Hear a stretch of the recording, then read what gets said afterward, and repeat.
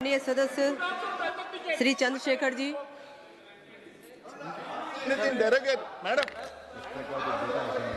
धन्यवाद। सभापति महोदया, आओ झुककर सलाम करें उनको जिनके हिस्से में मकाम आता है। बहुत खुशनसीब होते हैं वो लोग जिनका लहू देश के काम आता है। मैं सबसे पहले ऑपरेशन सिंदूर में जो हमारे देश की सेना है उसने जो पराक्रम दिखाया, शौर्य दिखाया, उसके लिए उनको सैल्यूट करता हूं, जय भीम करता हूं। और पहलगाम हमले में जो निर्दोष हमारे नागरिक शहीद हुए या अन्य जो लोग उसके बाद सीज फायर के बाद जो शहीद हुए, उन सभी लोगों के लिए प्रार्थना करता हूं कि उनके परिवारों को कुदरत दुख सहने की शक्ति दे। महोदया, मेरे कुछ सवाल हैं सरकार से। क्या सरकार यह स्पष्ट कर सकती है कि आतंकियों को भारत क्षेत्र में प्रवेश और पहलगाम जैसे पर्यटन स्थल पर पहुंचने में किसने मदद की? क्या सुरक्षा एजेंसियों को इस हमले की पहले से कोई खुफिया इनपुट प्राप्त हुए थे? यदि हां तो उन पर क्या कार्रवाई हुई?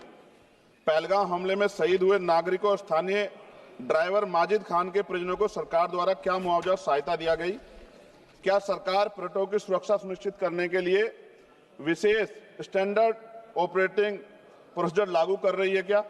क्या भारत सरकार ने अंतर्राष्ट्रीय मंचों पर यह मांग रखी है कि जब तक पाकिस्तान आतंकवाद पर कठोर कार्रवाई नहीं करता तब तक उसे किसी प्रकार की आर्थिक सहायता न दी जाए?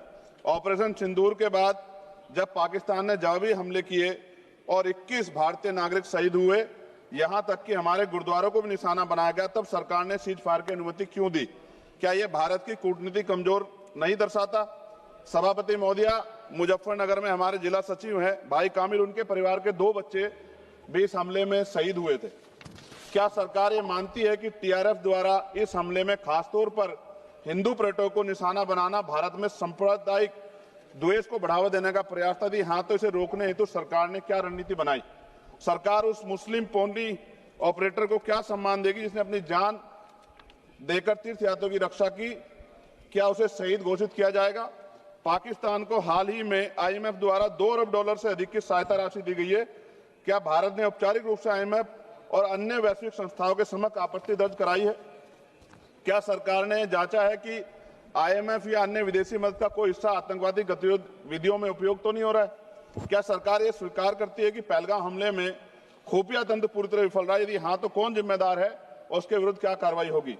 क्या सरकार स्पष्ट कर सकती है इतने भारी सुरक्षा प्रबंधों के बावजूद टीआरएफ जैसे आतंकवादी संगठन के सदस्य भारत में प्रवेश कैसे कर जाते हैं? क्या सरकार ये बताएगी पहलगाम जैसे संवेदनशील क्षेत्र में सुरक्षा समीक्षा अंतिम बार कब की गई थी और उसमें क्या कमियां चिन्हित की गई थी? प्रधानमंत्री जी ने इस हमले के बाद पहलगाम का दौरा क्यों नहीं किया जबकि देश भर में भावनात्मक उबाल था? क्या सरकार ने शहीद हुए नागरिकों के परिजनों को आर्थिक मदद व स्थायी सहायता प्रदान की? यदि हाँ, तो उसका विवरण सदन में प्रस्तुत करें। महोदया, सरकार के लोग सेना के सम्मान की बात करते हैं। इस घटना के बाद सेना के जवान अमरनाथ यात्रा की ड्यूटी पर जा रहे थे, ऐसी रेल दी गई उनको जिसकी हालत बड़ी खराब थी। सेना के जवानों ने मना कर दिया कि हम इस रेल में नहीं बैठेंगे। 4 दिन बाद बदलनी पड़ी। और सरकार के नेताओं की भाषा देखिए, कर्नल सोफिया कुरैशी के बारे में किस तरह के शब्द यूज किए गए, इन पे भी हमें चिंता करनी चाहिए।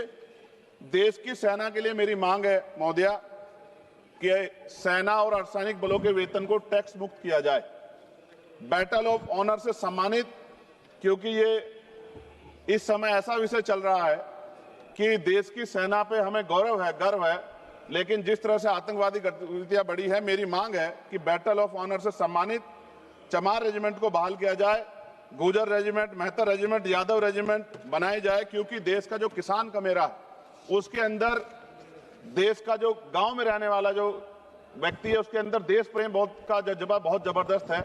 अगर इनको मौका मिलेगा तो शायद पाकिस्तान छोड़िए, चाइना की हिम्मत भी नहीं होगी कि हमारे देश की तरफ आंख उठा के देख ले। महोदया, बाबा साहब अंबेडकर कहते थे हम प्रथम और अंत्य भारतीय हैं।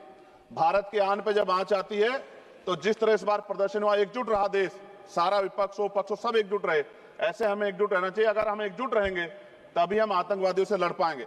महोदया, 1965, 71, 1999 के युद्ध में किसी भी अरब देश ने पाकिस्तान का साथ नहीं दिया था, लेकिन आज एक भी अरब कंट्री हमारे फेवर में नहीं खड़ी। क्या हमें अपनी फॉरेन पॉलिसी पर नहीं सोचना चाहिए कि ऐसा क्या हो गया कि हमारी राजनीतिक जो भारतीय की लोकल राजनीति है, इसके चक्कर में क्या हमारी फॉरेन पॉलिसी या हमारे मित्रों को के मन में पीड़ा तो नहीं पहुंच रही है?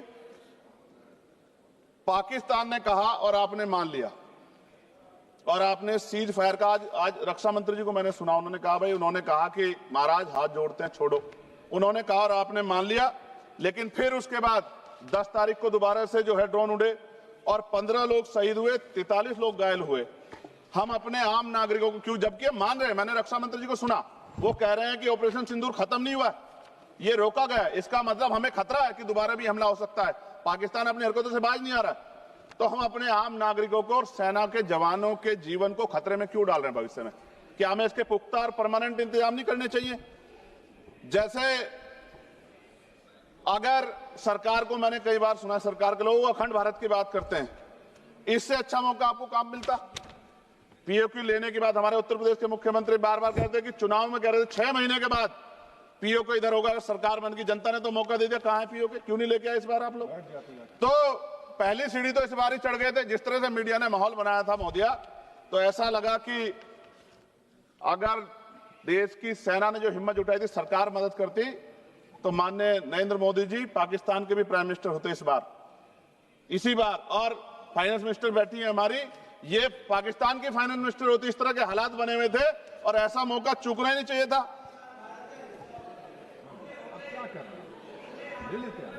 ले लेते, इससे अच्छा मौका कैसे मिलता?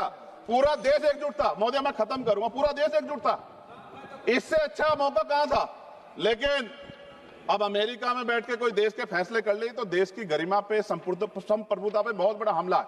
इसको हमें समझना चाहिए, हमें समझना चाहिए। किसी की हैसियत नहीं है।